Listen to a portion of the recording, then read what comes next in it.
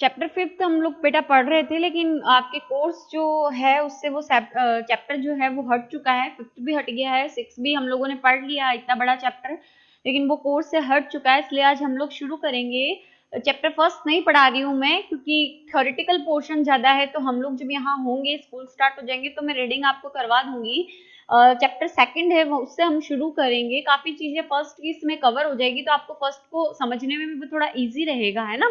लेकिन chapter second है आपका, इम्पोर्टेंट चैप्टर है ना। इससे रिलेटेड प्रैक्टिकल वर्क भी है। और जो सिक्स चैप्टर था, मैं कह रही थी प्रैक्टिकल में होगा होगा, लेकिन आपके हटा दिया है ना। तो सिक्स और फिफ्थ हम लोग नहीं पढ़ पाएंगे अब, क्योंकि कोर्स से हट गया है ना। तो हम लोग आज शुरू करेंगे चैप्टर जो सेकंड है हमारा, जीव जगत का वर्गीकरण। इंपॉर्टेंट यूनिट है आपकी, क्वेश्चंस जरूर आएंगे एग्जाम के अंदर, ठीक है। और नीट में भी इसमें से क्वेश्चंस आते हैं। एटलीस्ट 4 क्वेश्चंस जो होते हैं वो टेक्सोनॉमी और क्लासिफिकेशन के होते ही होते हैं ना। तो इम्पोर्टेंट है, इसलिए अच्छे से समझे। अब नाम है जीव जगत का वर्गीकरण। जीव जगत, पता है आपको जीव जगत का मतलब, कि जहां ऐसा हमारा जो वर्ल्ड, जिसमें सारे लिविंग प्लांट्स ले लो, यानी पादप ले लो या जंतु ले लो, वो पाए जाते हैं ना। अब टर्म आती है वर्गीकरण। वर्गीकरण क्या चीज होती है ना। तो वर्गीकरण का मतलब समझेंगे हम लोग, कि वर्गीकरण का मतलब है कि जीवों को उनकी समानता एवं विभिन्नता के आधार पर विभिन्न समूह में रखा जाता है। जैसे कि सपोज आप अपने स्कूल से ही इसका एग्जांपल लेते हैं, कि बहुत सारे बच्चे एडमिशन लेते हैं ना। ऐसा तो नहीं करते कि किसी को भी उठा के किसी को सिक्स में बिठा दिया, किसी को हम लोगों ने सेवेंथ में बिठा दिया, जहां मर्जी पड़ी प्रिंसिपल मैम की, किसी को 10th में बिठा दिया। नहीं, हमने क्या क्राइटेरिया बनाया कि जिसने 9th पढ़ी है उसको हम किस में बिठाएंगे, 10th में, है ना। और जिसने 10th कंप्लीट कर ली है वही किस में जाएगा, 11th में। तो वही चीज रहती है कि हम यहाँ स्टूडेंट्स को अलग अलग ग्रुप में बांट रहे हैं। फिफ्थ पढ़े हुए को हम सिक्स में बिठा रहे हैं, सिक्स में पढ़े हुए हम सेवेंथ में। तो अलग अलग क्या कर रहे हैं, अलग अलग क्लासेस में बिठा रहे हैं। क्यों?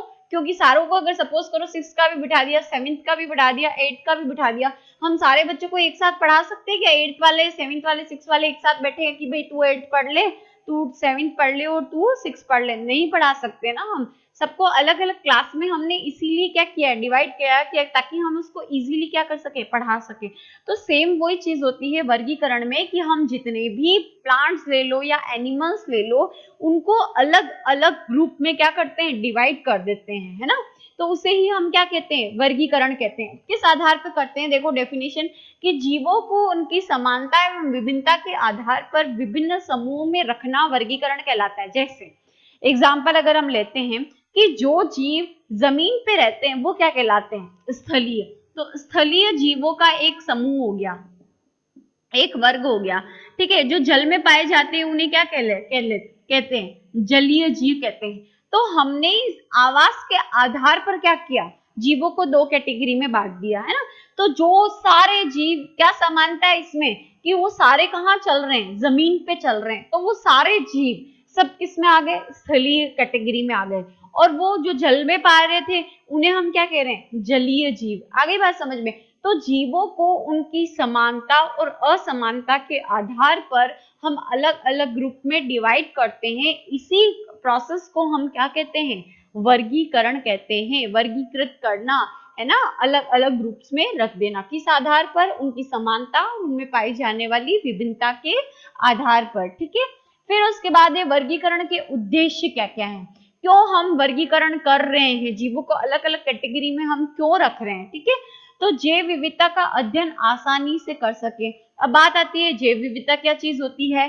तो जैव विविधता आप लोगों ने 10th में ऑलरेडी पढ़ लिया है, कि जीवों में पाई जाने वाली विभिन्नता और विषमता को हम जैव विविधता कहते हैं। यानी एक पर्टिकुलर एरिया, जैसे कि सपोज करो राजस्थान है, राजस्थान के जितने भी अलग अलग तरीके के जीव पाए जा रहे हैं, ठीक है। सांप है, सांप की भी अलग अलग जो है, जो कैटेगरी होती है वो पाई जाती है ना। आप लोग देखते हो कि अजगर अलग तरीके से होता है, एक डबल मुंह का सांप होता है वो अलग तरीके से होता है, कोबरा होता है वो अलग होता है, कुछ विषैले होते हैं कुछ नहीं होते। लेकिन सारे सांप जो हैं वो वहां की उस एरिया की क्या है, जैव विविधता। मतलब एक पर्टिकुलर एरिया में जितने भी प्रकार के पादप मिलते हैं और जंतु मिलते हैं, वो उस एरिया की क्या कहलाती है, जैव विविधता कहलाती है। राजस्थान है, राजस्थान में जितने भी तरीके के पादप और जंतु आपको देखने को मिल रहे हैं, वो इस राजस्थान की क्या है, जैव विविधता कहला रही है। आ रही बात समझ में? तो अगर हम ऐसे डेफिनेशन दें तो जीवों की अनुवांशिक व कायिक विभिन्नता क्या कहलाती है, जैव विविधता कहलाती है। आ रही बात समझ में? यानी जीवों के अंदर जितने भी अनुवांशिक यानी जो हमारे अंदर जीन या गुणसूत्रों के अंदर जो डिफरेंसेस मिलते हैं वो, और कायिक मतलब बाहर से लक्षण, कोई लंबा है, कोई छोटा है, कैसा है, कोई काला है, गोरा है ना, तो अलग अलग तरीके के आपको जीव देखने को मिलते हैं। तो जीवों के अंदर पाई जाने वाली अनुवांशिक व कायिक विभिन्नता और विषमता को हम क्या कहते हैं, जैव विविधता। ठीक है, अब अलग अलग तरीके के जीव हैं, अलग अलग प्रकार के जीव हैं, उनको हम आसानी से उनके बारे में अध्ययन कर सके, जैव विविधता का हम आसानी से अध्ययन कर सके, इसलिए क्या किया जाता है, वर्गीकरण किया जाता है। उसके बाद है जीव जातियों के प्राकृतिक विकासीय संबंधों को समझने में, यानी प्रकृति से हमारा क्या संबंध है। जैसे कि सपोज मछली होती है, मछली भाई जल पे क्यों नहीं, जल में ही पाई जाती, थल पे क्यों नहीं पाई जाती, तो हमको पता है क्यों, क्योंकि मछली उसके पास फेफड़े नहीं होते वायु में सांस लेने के लिए, उसके पास जल में सांस लेने के लिए गिल्स पाए जाते हैं ना, गलफड़े होते हैं।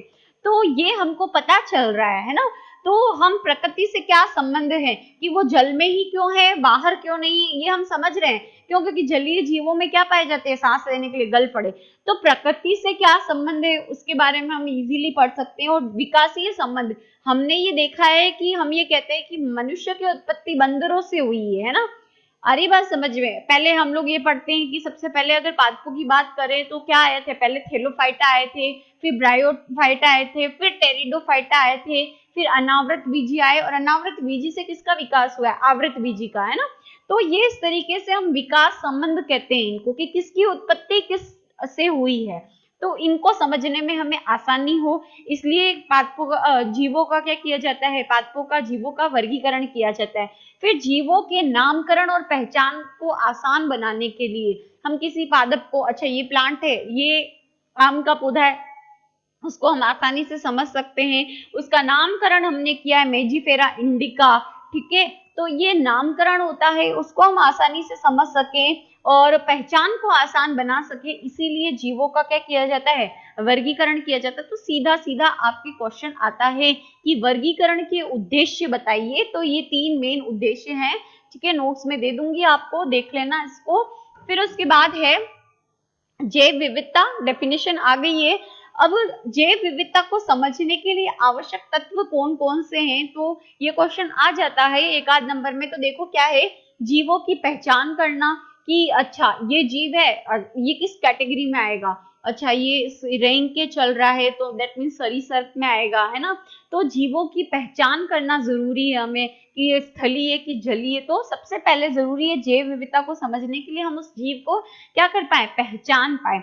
दूसरा है जीव का वर्गीकरण, उसको अलग अलग समूह में रखेंगे। अच्छा ये मतलब इसके अंदर अगर मेरुदंड उपस्थित है दैट मीन्स किसमें आएगा, कशेरुक प्राणी होगा, लेकिन ये रेंग के चल रहा है दैट मीन्स किसमें आएगा, सरीसृप में आएगा। आ रही बात समझ में? अब जो अपने बच्चों को दूध पिलाते हैं वो स्तनधारी जीव होते हैं। तो अगर मान लो रीढ़ की हड्डी है लेकिन जीवों अपने जो शिशु है उनको दूध पिला रहे, दैट मीन्स वो स्तनधारी में आ रहे हैं। तो यहाँ पर हमने जीव की पहचान की कि रीढ़ की हड्डी दैट मीन्स कशेरुक प्राणी है।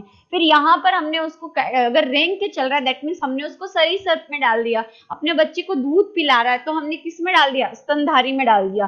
तो यहाँ पर हमने क्या किया, जीवों का वर्गीकरण कर दिया। फिर जीवों का क्या किया जाता है, नामकरण किया जाता है। तो ये 3 चीजें हैं जो किसी भी जैव विविधता को समझने के लिए आवश्यक है कि हम जीवों को पहचाने, उनको अलग अलग कैटेगरी में रखें और उसके बाद उनका क्या करें, नामकरण करें। तो ये होता है जैव विविधता को समझने का जो एक तत्व हम माने कि क्राइटेरिया होता है कि ये हमें चीज चाहिए ही चाहिए जैव विविधता को समझने के लिए। फिर उसके बाद नेक्स्ट आता है वर्गीकरण की शाखाएं कौन कौन सी होती है। तो वर्गीकरण की शाखाओं को बेटा हम लोग देखेंगे। देखो यहाँ पर जो वर्गीकरण होता है, वर्गीकरण की 2 शाखाएं हैं, एक है वर्गीकी और दूसरी है वर्गीकरण विज्ञान। एक को हम टैक्सोनॉमी कहते हैं और दूसरे को कहते हैं सिस्टमैटिक्स, ठीक है। वर्गीकरण में हम क्या करते हैं, जैव विविधता को समझते हैं और जैव विविधता को समझने के लिए हम 3 चीजें करते हैं। एक तो जीव को पहचानते हैं, दूसरा उसका वर्गीकरण करते हैं और तीसरा क्या करते हैं, नामकरण करते हैं। तो ये तीनों चीजें करी जाती है वर्गीकी में भी और वर्गीकरण में भी, सिस्टमैटिक्स में भी, है ना। तो अंतर क्या चीज है कि यहाँ पर जीवों की पहचान, वर्गीकरण और नामकरण, यानी जो नाम दिया जाएगा, विभिन्न समूह में रखा जाएगा और किसी जीव की अगर पहचान की जाएगी, तो यदि हम नियम और सिद्धांत के आधार पर करते हैं, जैसे कि नामकरण पद्धति है जो कि किसके द्वारा दी गई, कैरोलस लीनियस के द्वारा दी गई, जिसमें क्या आता है, पहले वंश का नाम आता है और फिर क्या आती है, जाति। हम ऐसा नहीं कर सकते कि पहले जाति लिख दें और फिर क्या लिखें, वंश लिखे। जैसे कि सपोज करो मेंजीफेरा इंडिका, किसका नाम है, मैंगो का नाम है, तो बाद में आ रही है जाति और पहले जो आ रहा है वो क्या है, वंश। वंश क्या है इसका, मेंजीफेरा, और जाति क्या है, इंडिका। तो अब ये एक नियम है द्विनाम पद्धति का कि हम पहले वंश ही लिखेंगे और फिर जाति लिखेंगे। हम ऐसा नहीं कर सकते कि इंडिका पहले लिख दिया और मेंजीफेरा बाद में, ठीक है। तो यदि हम वर्गीकरण, नामकरण और पहचान जो है नियम और सिद्धांत के आधार पर करते हैं, तो जीव विज्ञान की यह शाखा क्या कहलाती है, वर्गीकी कहलाती है। और इस वर्गीकी में हम इन्हीं नियम और सिद्धांत का अध्ययन करते हैं, जिसके आधार पर पहचान, वर्गीकरण और क्या किया जाता है, नामकरण किया जाता है, ठीक है। दूसरा आता है आपकी वर्गीकरण विज्ञान। वर्गीकरण विज्ञान के अंदर पहचान की जाती है जंतु की, वर्गीकरण किया, नामकरण किया जाता है, लेकिन हम क्या करते हैं, वर्णन करते हैं कि क्यों अगर हम किसी जंतु को सरीसृप वर्ग में डाल रहे हैं तो क्यों डाल रहे हैं, क्योंकि वो रेंग के चलता है, उसके कशेरुक पाई जाती है, उसके नखर पाए जाते हैं, स्किन के ऊपर क्या पाई जाती है, स्किन के ऊपर स्केल्स पाए जाते हैं। तो जब हम उसको उस ग्रुप में रख रहे हैं तो उसको बकायदा हम वर्गीकरण, वर्णन करते हैं कि हम उसके अंदर क्यों रख रहे हैं, ठीक है। अगर इस जाति में रख रहे हैं तो क्यों रख रहे हैं, है ना। तो यदि अगर हम जीवों को नामकरण, वर्गीकरण या पहचान कुछ भी करते हैं जीवों का, तो हम हर स्तर पे क्या करें, वर्णन करें, तो वो क्या कहलाएगी, वर्गीकरण विज्ञान कहलाएगी। और ये वर्गीकरण विज्ञान इस वर्गीकी का ही एक क्या है, हिस्सा है, जिसको तोड़कर हमने अलग ब्रांच बना ली है और वर्गीकरण विज्ञान दे दिया है। तो ये चीज ध्यान रखना कि आपको नीट में क्वेश्चन आएगा तो कैसा पूछा जाएगा कि वो जीव विज्ञान की शाखा जो नियमों और सिद्धांतों पे चलती है, वर्गीकी कहलाती है। यदि वहां पर नियम और सिद्धांत के साथ अगर हम उसका वर्णन करना शुरू कर दे तो क्या कहलाती है, तो आंसर इज सिस्टमैटिक्स कहलाती है। आ गई बात समझ में। तो ये हमारे जो है वर्गीकी और वर्गीकरण विज्ञान दो शाखाएं हो गई वर्गीकरण की। ये आपका जनरल इंट्रोडक्शन था। कल हम लोग जो पादप वर्गीकरण है, जंतु वर्गीकरण है, जो वर्गीकरण के प्रकार हैं, उसको हम लोग क्या करेंगे, देखेंगे।